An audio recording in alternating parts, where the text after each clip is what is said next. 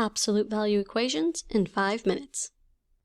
The absolute value of a number is its distance from 0. And although distance is always a positive measure, the direction can be different. In this example here, we have written in mathematical notation that the absolute value of a number is 4 units from 0. The distance of a number is 4 units from 0. So there are 2 separate values that are 4 units from 0, both positive 4 and negative 4.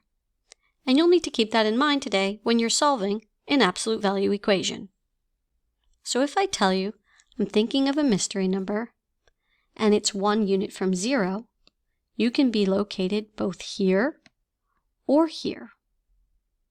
And in this example, I'm not exactly telling you the mystery number, but I'm telling you that if you added 6 to it, it would be 1 unit from 0. So if I landed here after you added 6 to me, then what was I before? Well, if you don't add 6 to me, then I would have been 6 spaces away.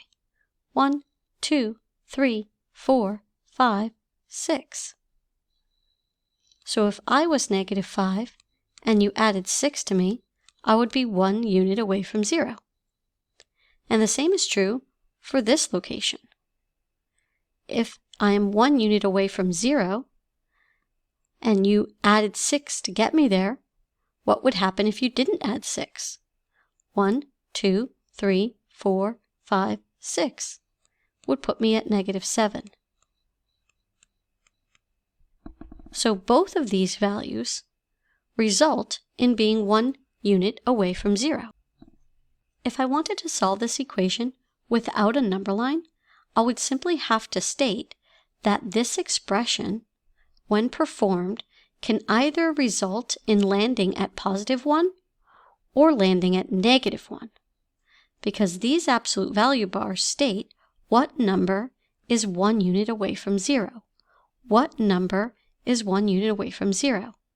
And as soon as I answer the what, this one and that one, the absolute value bars can disappear.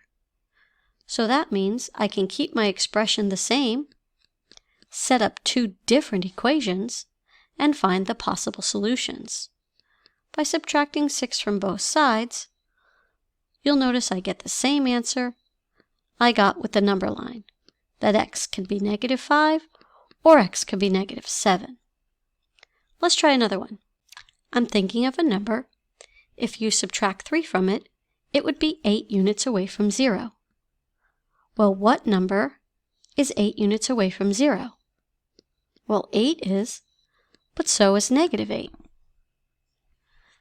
Now we can write our expression without the absolute value bars.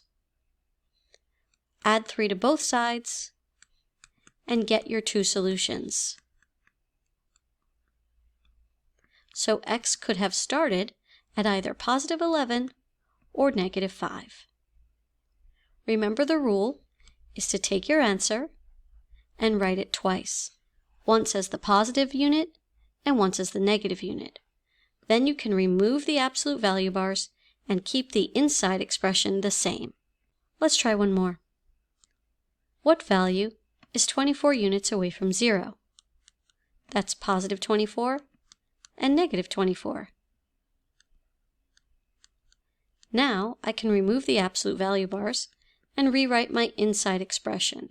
I leave everything the same. I'm going to add 8 to both sides.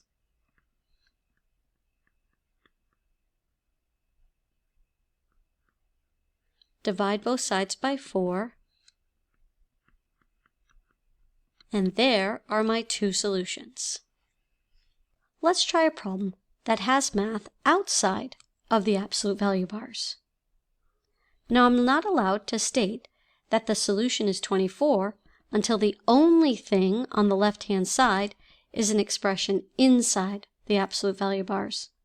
So therefore, I need to clear all of the math outside. So I'm going to first start by subtracting 6 and rewriting. Then I'm going to divide by 2 on both sides and rewrite.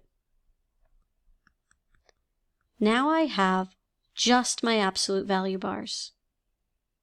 I'm going to split my equation into two separate statements. 2x minus 8 could be equal to positive 9, or 2x minus 8 could be equal to negative 9. Now when I add 8 to both sides, I'm going to get 2x is equal to 17, or 2x is equal to negative 1. When I divide both sides by 2, I'll get my two answers. X is either equal to 8.5, or x is equal to negative 0.5. And that is how you solve absolute value equations.